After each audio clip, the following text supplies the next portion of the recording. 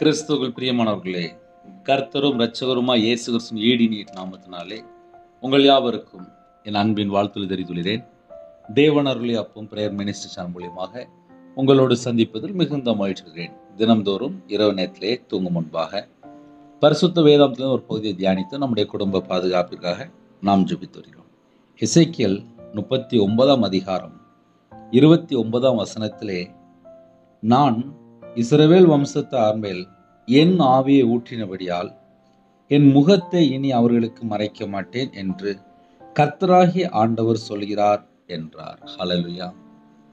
கிறிஸ்துவுக்குள் பிரியமானவர்களே, இஸ்ரவேல் வம்சத்தார் மேல் என் ஆவியை நான் ஊற்றினபடியால் என் ஆவியை நான் ஊற்றினபடியால் என் ஆவியை நான் ஊற்றினபடியால் இஸ்ரவேல் வம்சத்தின் மேலே என் ஆவியை ஊற்றினபடியால் இனி அவர்களுக்கு என் முகத்தை மறைக்க மாட்டேன்.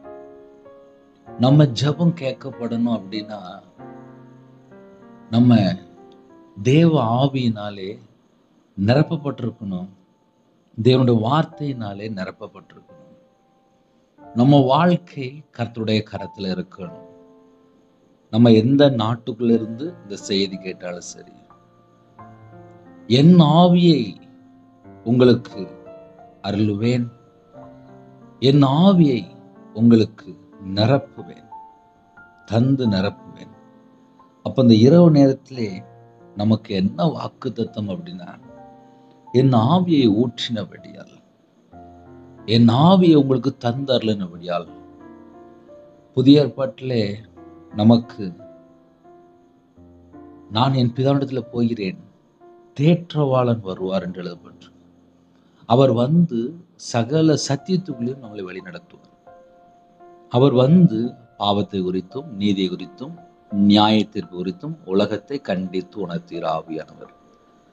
நமக்குள்ளே தேவ ஆவியினாலே நிரப்பப்பட்டிருக்கும் போது நம்ம வாழ்க்கை எப்படி இருக்கும் அப்படின்னா, இந்த உலகத்துள்ள காரியத்து மேல விருப்பமா இருக்காது. நம்ம கண்டுபிடிக்கணும் அப்படின்னா எப்படி கண்டுபிடிக்கலாம்? இப்ப நம்ம கடையில போய் ஒரு பொருள் வாங்குறோம், பணம் கொடுத்து வாங்குறோம். ஒரு கடையில போய் ஒரு செல்போனே வாங்குறோம், ஒரு லேப்டாப் வாங்குறோம். வீட்டில் வந்த உடனே அந்த செல்போனை முதல்ல யூஸ் பண்ணணும்னு சொல்லி நினைப்போம். வந்த உடனே சார்ஜ் போடும், ஒரு சிம் கார்டை போடும், உடனே யூஸ் பண்ணணும். ஃபோனில் எல்லாம் கரெக்டாக இருக்கா? ஏன்னா பணம் கொடுத்து வாங்கியிருக்கோம்.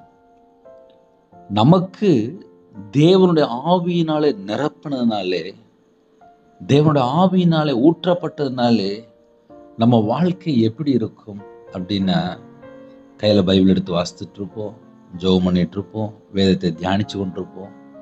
உலகத்துள்ள காரியத்தை திரும்பி பார்க்க மாட்டோம். உலகத்தோட தொடர்பு இருக்காது. அழிந்து போகிற ஒரு மனுஷன் மேலே நம்பிக்கை வைக்க மாட்டாங்க.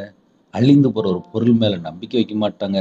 அழிந்து போகிற காரியம் மேலே நம்பிக்கை வைக்க மாட்டாங்க. ஏன்னா தேவ ஆவியினாலே ஒரு மனுஷன் நிரப்பப்பட்டிருக்கும் போது, என் ஆவியை ஊற்றினபடியால் என் ஆவியை ஊற்றினபடியால், அப்ப நமக்குள்ளே தேவனுடைய ஆவி இருக்கும்போது இந்த உலகத்துள்ள காரியத்தை யோசிக்காமல் பரலோகத்துடைய காரியத்தை யோசிப்போம். எப்படி நம்ம ஒரு இன்டர்நெட் ஆன் பண்ணியாச்சு அப்படின்னா எந்த நாட்டுக்குள்ள இருந்தாலும் நம்மளால பேச முடியுது. ஒரு செல்போனை வாங்குறோம், ஒரு நெட்டை கனெக்ட் பண்றோம், எல்லா நாட்டுக்குள்ளேயும் நம்ம தொடர்பு கொள்றோம். நமக்கு வாக்குத்தத்தம் என்ன அப்படின்னா, நான் இஸ்ரவேல் வம்சத்தார் மேல் என் ஆவியை ஊற்றினபடியால், அவருடைய ஆவியை நமக்கு தந்தால் நம்ம இந்த பூமியில தொடர்பு கொள்றதெல்லாம் வந்து இந்த உலகத்துக்குரிய காரியங்கள். நம்ம பரலோகத்தோட தொடர்புல இருப்போம். அப்போ ஒரு குடும்பம் பரலோகத்தோட தொடர்பு இருக்கு அப்படின்னா மிகுந்த ஆசீர்வாதம், மிகுந்த ஆசீர்வாதம். யாரெல்லாம் இரவு நேரத்துல கேட்குறீங்களோ, நமக்கு இந்த உலகத்துல நிறைய போராட்டங்கள், நிறைய உபத்திரங்கள், நிறைய பாடுகள், சில குடும்பத்துல நிந்தைகள், அவமானங்கள், பல காரியங்கள் ஒவ்வொரு குடும்பத்துக்குள்ளேயுமே சொல்ல முடியாத காரியங்கள்லாம் இருக்கும். ஆனால் இந்த இரவு நேரத்தில் செய்தி என்ன அப்படின்னா, ஒரு மனுஷன் தேவனோடு தொடர்புல இருக்கும்போது அவனோட வாழ்க்கை எல்லாமே டோட்டலா மாறிடும். இப்ப என்னோட வாழ்க்கையில நான் சொல்ல முடியும், நானும் ஒரு சராசரி ஒரு மனுஷன் தான். எல்லாரையும் போல சராசரி ஒரு மனுஷன் தான். ஆனால் என்னைக்கு கையில பைபிள் எடுத்து வாசிக்க ஆரம்பிச்சனோ, என்னைக்கு தேவனை தேட ஆரம்பிச்சனோ, எனக்கு உயிர் பிச்சை போட்டிருக்காரு, எனக்கு கிருபை தந்திருக்காரு, குடும்பமா வச்சிருக்காரு, குடும்பமா 3 நேரம் சாப்பாடு தந்து பத்திரமா வச்சிருக்காரு, ஊழியத்தை தந்திருக்காரு, ஒரு தேவன் அருளிய அப்போ மினிஸ்டர்ல தந்திருக்காரு, வேத வசனத்தை போதிக்கக்கூடிய கிருபை தந்திருக்காரு. அதை எண்ணி பார்க்கும்போது எனக்கே தெரியாம தேவனை துதிக்க ஆரம்பிச்சிருவேன். இன்னைக்கு காலை வேளையில தூத்துக்குடியிலே உபவாச மீட்டிங் போயிட்டு வந்தேன். 2 வீலர்ல தான் போயிட்டு வந்தேன். கிட்டத்தட்ட ஒரு திருநெல்வேலியிலேருந்து தூத்துக்குடி ஒரு 110 கிலோமீட்டர் வந்துச்சு. காலையில் போனேன், மத்தியால வெயிலில் வந்தேன். சரியான வெயில், நல்ல வெயில். ஆனால் ஆலயத்துக்குள்ளே தேவ ஆவியானவர் ஜனங்களோடு பேசும்போது ஒவ்வொரு ஜனங்களுக்குள்ளே கர்த்தருடைய ஆவியானவர் பேசின வார்த்தையின்படி அவர்கள் உணர்த்தப்பட்டார்கள். குத்துண்டவர்களாக எங்க வாழ்க்கையில இன்னும் நாங்க கர்த்தர் பக்கம் எப்படி மனம் திரும்பணும். நம்ம வீடு பரலோகத்துல இருக்குப்பா, நம்ம பரலோகத்துக்கு போகணும், அவ்வளவுதான். இந்த உலகம் ஃபுல்லா கொஞ்ச நாள் தான். இன்னைக்கு பேசுற ரவிராஜ் நாளைக்கு இருக்கணும் அப்படின்னா அது தேவனுடைய கிருபை, அவ்வளவுதான். முடிந்தா எனக்காக டெய்லி ஒரு நிமிடமா ஜெபம் பண்ணுங்க. காலையில 2 வீலர்ல தான் போயிட்டு வந்தேன். நல்ல வெயில். இந்த கடைசி காலத்திலே கர்த்தருக்காக ஓடிட்டு இருக்கோம். பரிசுத்தவான்களுக்காக ஜெபம் பண்ணுங்க. திருநெல்வேலி பகுதியில் ஏகப்பட்ட ஊழியக்காரங்க இருக்கிறாங்க. என்னோட வாழ்க்கையிலே நான் கடனில் கஷ்டப்படும் போது, மாந்திரியத்தில் கஷ்டப்படும் போது, சாபத்துக்குள்ள இருக்கும்போது, விக்கிரத்துக்குள்ள இருக்கும்போது, திருநெல்வேலியிருந்து கரெக்டாக 4 மாவடி 47 கிலோமீட்டர் 50 கிலோமீட்டர் வரும். நேராக அங்கே கிளம்பி போயிடும். என் மனைவி அங்கே போய் கண்ணீர் வெடித்து ஜெபம் பண்ணிட்டு வருவான். நாங்கள் இருக்கிற பகுதி திருநெல்வேலி. அதனால ஆவிக்குரிய வாழ்க்கையில வளரணும் அப்படின்னா நம்ம தேவனை தேட ஆரம்பிக்கும் போது கண்டிப்பாக நமக்கு வாக்குத்தத்தம் பண்ணிட்டார். எப்படி தெரியுமா? நான் இஸ்ரவேல் வம்சத்தார் மேல் என் ஆவியை ஊற்றினபடியால் என் முகத்தை இனி அவர்களுக்கு மறைக்க மாட்டேன். என் முகத்தை இனி அவர்களுக்கு மறைக்க மாட்டேன்னு என்ன தெரியுமா அர்த்தம்? அவர் நம்மளை பார்த்தாச்சுனாலே நம்ம வாழ்க்கையில சாபம் இருக்காது, தரித்திரம் இருக்காது, பஞ்சம் இருக்காது, கஷ்டம் இருக்காது, பிரச்சனை இருக்காது. நான் இஸ்ரவேல் வம்சத்தார் மேல் என் ஆவியை ஊற்றினபடியால் என் முகத்தை இனி அவர்களுக்கு மறைக்க மாட்டேன். என் முகத்தை இனி அவர்களுக்கு மறைக்க மாட்டேன். என் முகத்தை இனி அவர்களுக்கு மறைக்க மாட்டேன். பரலோகத்துல தேவன் நம்மளை பார்த்தாலே போதும், நம்ம குடும்பம் ஆசீர்வாதமா இருக்கும். 2008 டாக்டர் சொன்னாரு, இவன் பொழைக்க மாட்டான், எனக்கு ஆப்ரேஷன், அவ்வளவுதான், இவன் ஒரு 48 மணி நேரம் கழிச்சு சொல்ல முடியும் அப்படின்னாங்க.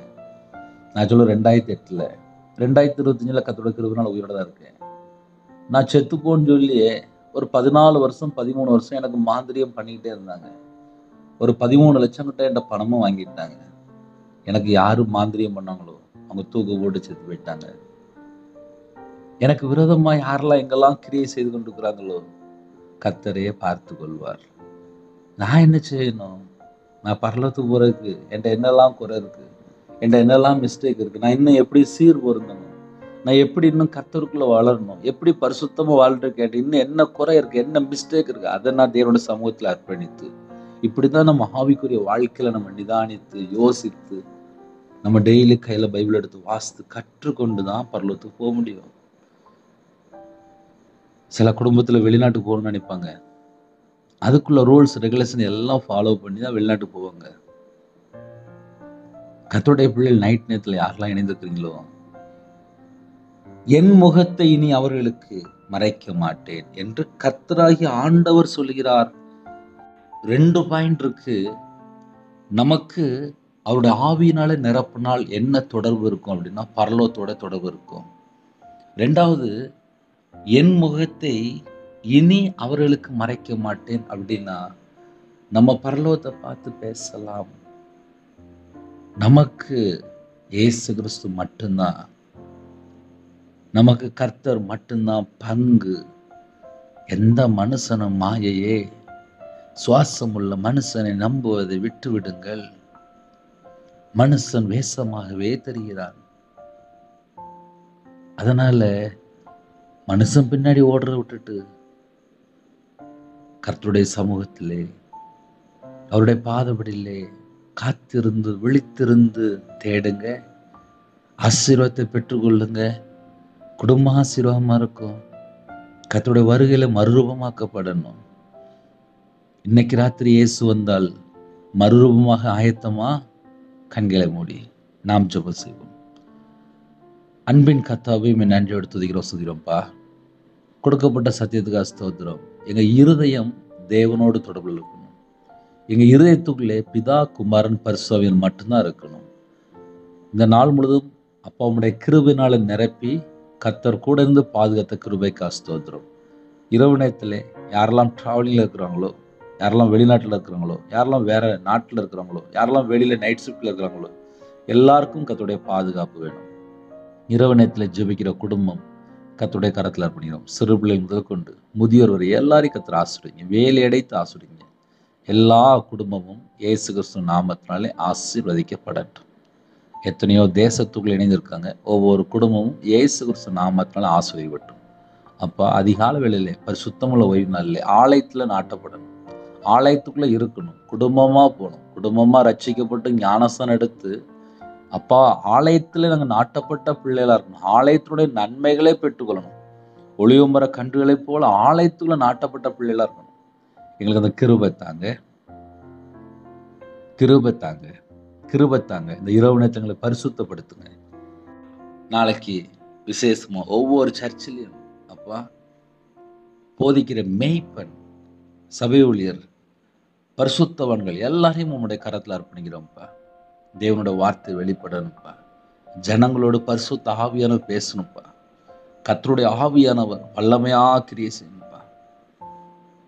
எல்லா குடும்பத்தையும் உம்முடைய ஜீவனுக்கு அர்ப்பணிக்கிறோம். ஆலயத்து போக முடியாத சூழ்நிலை, குடும்பம் ரட்சிக்கப்படலை, அவைக்குரிய வாழ்க்கையில வளர்ந்துள்ளி டெய்லி தேவன் அருளை அப்போ மினிசன் மூலியமா இணைந்துக்கிற குடும்பத்தை உங்க பாதவில் அர்ப்பணிக்கிறோம். எங்களுக்கு நீங்க மட்டும்தான்ப்பா. ஜெபிக்கிற குடும்பத்தை ஆசீர்வதிங்கப்பா. பிள்ளைகளுடைய இதயத்துக்குள்ளே வேதனை, கண்ணீர், நிம்மதி இல்லை, துக்கம் சொல்ல முடியல, அந்த அளவுக்கு பாரத்தோடு இருக்காங்க. கர்த்தர் உதவி செய்யுங்கப்பா. கர்த்தர் உதவி செய்யுங்கப்பா. கர்த்தர் உதவி செய்யுங்கப்பா. கர்த்தர் உதவி செய்யுங்க. உங்க நாம மட்டும் மேம்படட்டும்ப்பா. உங்க நாம மட்டும் மேம்படட்டும். இணைந்துக்கிற எல்லா குடும்பத்தையுமே கர்த்தர் ஆசீர்வதிங்கப்பா. கர்த்தர் ஆசீர்வதிங்க. சிறு பிள்ளைகள் முதல் கொண்டு முதியோர் எல்லா குடும்பத்தையும் கர்த்தர் ஆசீர்வதிங்க. நைட் நேரத்தில் என்னென்ன காரியங்களுக்காக ஜெபிக்கிறோங்களோ கர்த்தர் எல்லாருடைய மன விருப்பத்தை நிறைவேற்றிருங்க. பலவீனத்தோடு படுத்த படுக்கையில் ஹாஸ்பிட்டலில் இருக்காங்க. கர்த்தருடைய கரம் பிள்ளைகளை தொட்டு சுகமாக்கி தரட்டும். பலவீனத்தை நீக்கி போட்டுருங்க. பூரண சுகம் தாங்க. கர்த்தருடைய ஆவியான பிள்ளைகளோட கூட இருந்து சகல சத்தியத்தில் வழி நடத்துங்க.